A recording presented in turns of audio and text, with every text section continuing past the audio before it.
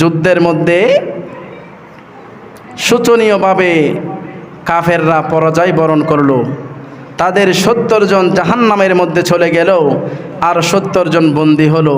পক্ষান্তরে এই ইসলাম জীবিত রাখার জন্য, এই ইসলামের সত্য পতাকা উজ্জীবিত করার জন্য মুসলমানদের 14 জন সাহাবী নিজের জীবনকে কোরবান দিয়ে জান্নাতের মধ্যে চলে গেল।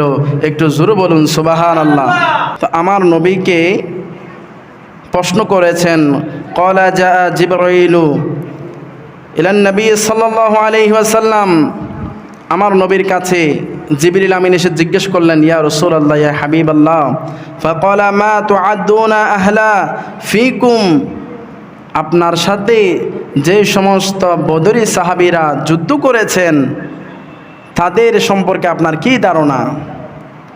ক্বালা, আমার নবী বলতে লাগলেন, মিন আফদালিল মুসলিমিন, যেই সমস্ত সাহাবীরা বদরের ময়দানে গিয়ে ইসলামের জন্য যুদ্ধ করেছেন, কাফেরদেরকে কতল করেছেন, ধ্বংস করেছেন, ওই সমস্ত বদরি সাহাবীরা মুসলিম জাহানের সমস্ত মানুষের চাইতে শ্রেষ্ঠ। সুবহানাল্লাহ বলেন না। ক্বালা ওয়া কাযালিকা মান শাহিদা বাদরন, জিবরিল আমিন বলেন, ইয়া রাসূলুল্লাহ, আল্লাহ ঘোষণা দিয়েছেন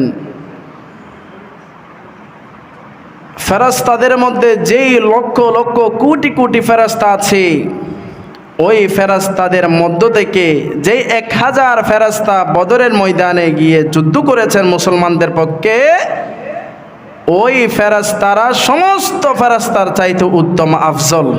সুবহানাল্লাহ। এই বদরের যুদ্ধ এটা সংগঠিত হয়েছে মুসলমানদের অস্তিত্ব রক্ষার্থে। আজ যদি বদরের যুদ্ধে মুসলমানরা হেরে যেত, তাহলে আমরা কখনো এই ইসলামকে আমরা পবিত্র ইসলাম ধর্ম হিসেবে পালন করতে পারতাম।